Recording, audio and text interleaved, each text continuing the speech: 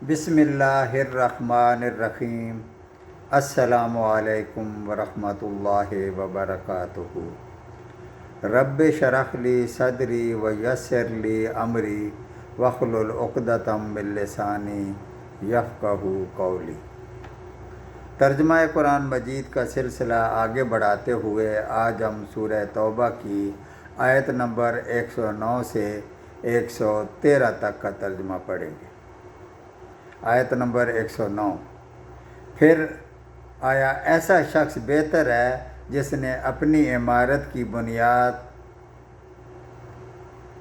اللہ تعالیٰ سے ڈرنے پر اور اللہ تعالیٰ کی خوشنودی پر رکھی ہو، یا وہ شخص کہ جس نے اپنی عمارت کی بنیاد کسی گھاٹی کے کنارے پر رکھی ہو جو گرنے ہی کو ہو، پھر وہ اس کو لے کر آتش دوزخ میں گر پڑے، اور اللہ تعالیٰ ایسے ظالموں کو سمجھ ہی نہیں دیتا۔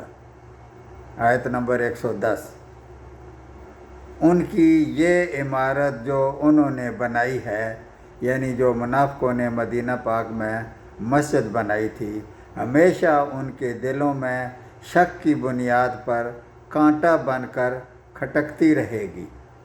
ہاں، مگر ان کے دل ہی پاش پاش ہو جائیں، یعنی ان کو موت آ جائے تو خیر، اور اللہ تعالیٰ بڑا علم والا، بڑی حکمت والا ہے۔ آیت نمبر 111۔ بلا شبہ اللہ تعالیٰ نے مسلمانوں سے ان کی جانوں کو اور ان کے مالوں کو اس بات کے عوض میں خرید لیا ہے کہ ان کو جنت ملے گی۔ وہ لوگ اللہ تعالیٰ کی راہ میں لڑتے ہیں جس میں قتل ہوتے ہیں اور قتل کرتے ہیں، اس پر سچا وعدہ کیا گیا ہے تورات میں اور انجیل میں اور قرآن مجید میں بھی، اور اللہ تعالیٰ سے زیادہ اپنے عہد کو کون پورا کرنے والا ہے؟ تم لوگ اپنی اس بیع پر جس کا تم نے معاملہ ٹھہرایا ہے خوشی مناؤ، اور یہ بڑی کامیابی ہے۔ یہ اللہ تعالیٰ کی ایک خاص فضل و کرم کا بیان ہے کہ اس نے مومنوں کو ان کی جان و مال کے عوض جو انہوں نے اللہ تعالیٰ کی راہ میں خرچ کیے جنت عطا فرمائی۔ اسی بیع کی تاکید ہے کہ اللہ تعالیٰ نے یہ سچا وعدہ پچھلی کتابوں میں بھی اور قرآن مجید میں بھی کیا ہے، اور اللہ تعالیٰ سے زیادہ عہد کو پورا کرنے والا اور کون ہو سکتا ہے؟ آیت نمبر 112۔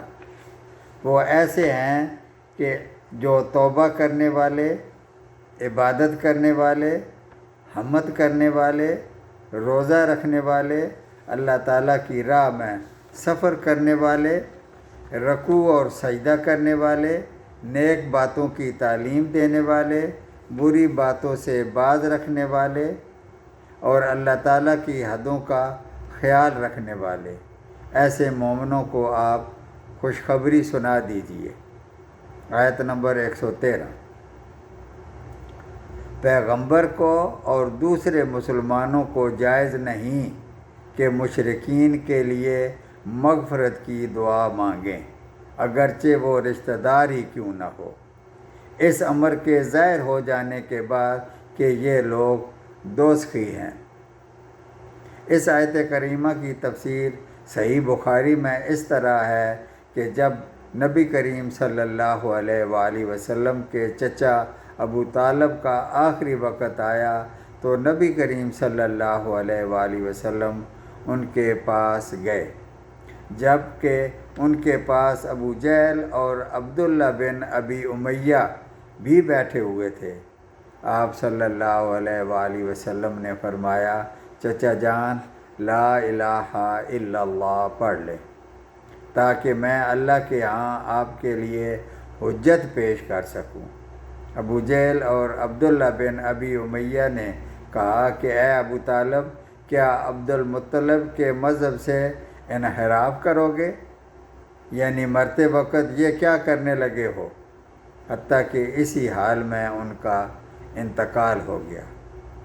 نبی کریم صلی اللہ علیہ وآلہ وسلم نے فرمایا کہ جب تک اللہ تعالیٰ کی طرف سے مجھے روک نہیں دیا جائے گا میں چچا کے لیے استغفار کرتا رہوں گا، جس پر یہ آیت نازل ہوئی جس میں مشرکین کے لیے مغفرت کی دعا کرنے سے روک دیا گیا۔